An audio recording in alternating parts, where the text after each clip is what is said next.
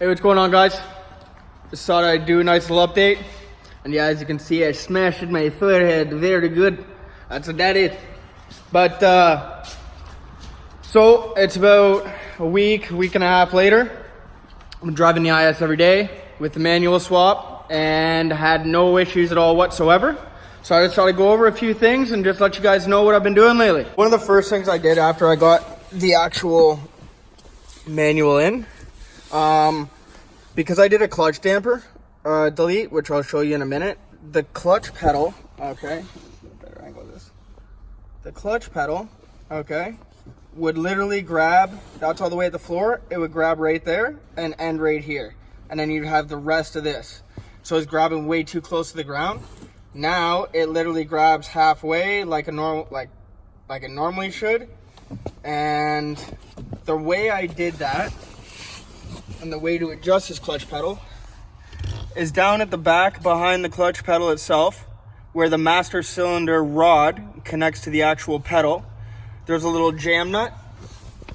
And what you're gonna do is you're actually just gonna loosen that jam nut, and then you're going to actually spin the rod. And what it's gonna do is push the pedal towards you, and you're gonna actually just find the liking that you like. It took me maybe 10, 15. Yeah, so underneath there's that skid control module, like right attached to the brake pedal. It makes it a lot easier if you just remove those two 10 mil nuts, pull out the connectors and just drop it down. And then it gives you a hell of a lot more room to actually be able to adjust it in there. And that way you're not struggling, and that way you're not hating yourself. And I definitely recommend doing it because it only takes 2 seconds. Now what we're gonna do is I'm gonna show you guys that damper delete. What I actually used was I actually just went to Part Source and I got just a brake line union. It cost me, I think it was like $1.67 or something like that. So I'll show you guys what that looks like. So right here's the damper delete. As you can see, that little brass union. I literally just took the clutch line that I had. I went into Part Source, and what they did is they actually just got me the exact union I needed. And like I said, it was absolutely cheap. Now, the one thing that I'm gonna be doing is actually replacing this hard line that goes down with a braided clutch line that I'm just gonna get from Drift Motion. Now, another little update is the major thing I can recommend, if you're gonna do your timing belt, do that front main seal. Because as you can see how greasy that is? Well, here, look at my power steering pump, or reservoir. That's all engine oil. And then, look at that. It's literally spraying out the belt, across, and then down. Then, it literally lays the whole hood. Like, yeah, it's a good time. That's okay. So, this motor has got to go. It's got to go. I got to get it out of here. There's a lot of stuff to do. But, all right, now during this little overview, I must say, I'm going to do a little clutch review. So when I got this trans and whatnot, I got a Clutch Master Stage 3 clutch. Now, it came with a 6-puck, unsprung clutch disc. And I got to tell you, it is probably the worst thing I've ever driven in my life. It chatters like a bitch, no matter how hard, or like even if you're aggressive with it leaving, it still chatters. And I feel like half of the problem is A, that it's an unsprung clutch. B, that I'm using the stock flywheel, okay, which is a dual mass flywheel. So there's already some sprung in that before it actually engages. So what I'm probably gonna end up doing for what comes next, at least, and the next time that I drop the trans, I'm either gonna do a spec stage 2 or stage 3, something that's actually sprung, so that A, it's gonna grab good and it's gonna grab hard. It's just gonna be a lot nicer to drive daily, especially when you're even anywhere. It doesn't even matter, traffic, drive through, whatever. It's just gonna be a lot better. So I'm either gonna do a spec, or Clutch Masters actually just updated a whole bunch of their stuff, so they actually have a new stage 3 that's not a 6 puck. So I might try that. I might even get in contact with them and see if I can just buy a actual clutch disc, because my pressure plate is nearly brand new. So I'll see what I can do with that. I kind of want to go a lightweight flywheel or something that's not dual mass, so that way I have a little bit more of a positive feel to it. I'm gonna have to see where that ends up going. But other than that, like, I drive this car every day. It's my daily driver. I live in Barrie, Ontario. It snows like crazy. Like, they never plow here. Like, never. Like, why don't they plow here? I don't know. But they just don't. It's fucking ridiculous, man.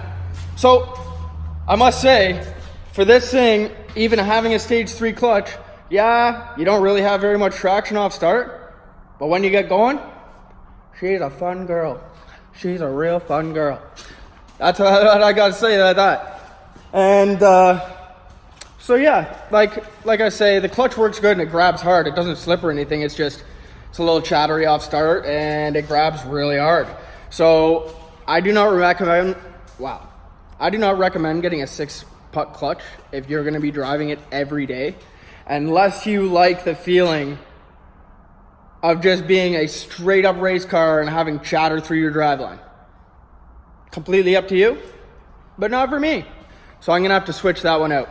So yeah. All right, now the last thing that I actually have to do for this manual swap to be 100% complete is I actually just have to go into the dealer.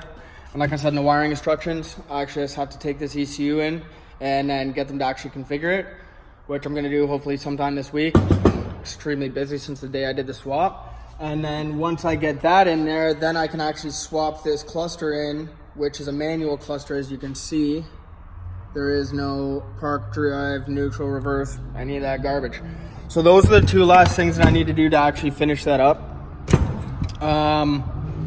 So, like I said, that swap didn't take me that long. It was like 10 hours or something like that. And then now it's just a couple of small things where I just have to like go into the dealer and get them to program my key to that, and take me maybe 5 minutes to swap out my cluster, if that. So like realistically, doing a manual swap on an Is300 is A, not that hard, B, it doesn't take that long, and C, it's really not that expensive. In my next video, what I'm going to do is I'll do a little overview of how much it actually cost. And actually, you know what? I'll just do it right now. Let's do it right now. So let's grab my piece of paper out here because I've got everything on there. So these are all the things that I got, okay? I got the manual transmission, manual ECU, the drive shaft, flywheel with the bolts, the clutch master cylinder, brake and clutch pedal, the actual center console ring from the manual, which is actually like the OEM one instead of just changing out the ring, and both the brake and the clutch pedal. So for all of that, that cost me $1,800 Canadian. It was $1,400 for the trans, and then it was $400 for the manual ECU, drive shaft, flywheel, clutch master cylinder, brake and clutch pedal, and the clutch. So realistically, I paid $1,400 for W55. That was rebuilt. Like literally, this trans is rebuilt. And I paid $400 for a trans, a drive shaft, a flywheel, and a whole bunch of other stuff. Like, I'm really not complaining at all, to be honest. The other thing that I did grab when I was there was that black carpet. I actually ended up getting that black carpet for $50. So, and it came with the OEM mats, which is something that you literally don't find very often. And then the other thing that I got, actually, because my car was missing, it was the actual undershroud. And I don't even remember where I put it. Oh, it's probably over here with the trans. So yeah, I ended up getting an undershroud as well when I was there. It was right there. $5. $5. No complaints. Because it was a place actually down in, it was in Mississauga, and what they were doing is they were just literally parting out a 2003 Is300. And I cannot complain with how cheap I got this stuff for, to be honest. And yeah, I could have went R154 or I could have gone W58, but in all honesty, what it comes down to is I know people who are running W55s at 450 foot-pound torque all day long, and they ain't got no problems. Like, let's be honest here. Everybody says the W55 is more powerful, but the way I look at it is, the W58 is more powerful. How is the W58 more powerful being an older trans that's been beaten to hell versus a trans that's built 2001 to 2005? You know what? Everybody has their opinion. Don't get me wrong. And yeah, if I was loaded, I'd have an R154 right now. But I don't, because I'm not loaded. And that's about it. So if this ever cooks, and I do ever end up blowing this trans, R154 or a CD009 with a Collins adapter plate, one of the two. So that's that. But so tomorrow or Wednesday, I'm gonna go, if everything works out, I'm gonna be going and grabbing something pretty big for this car.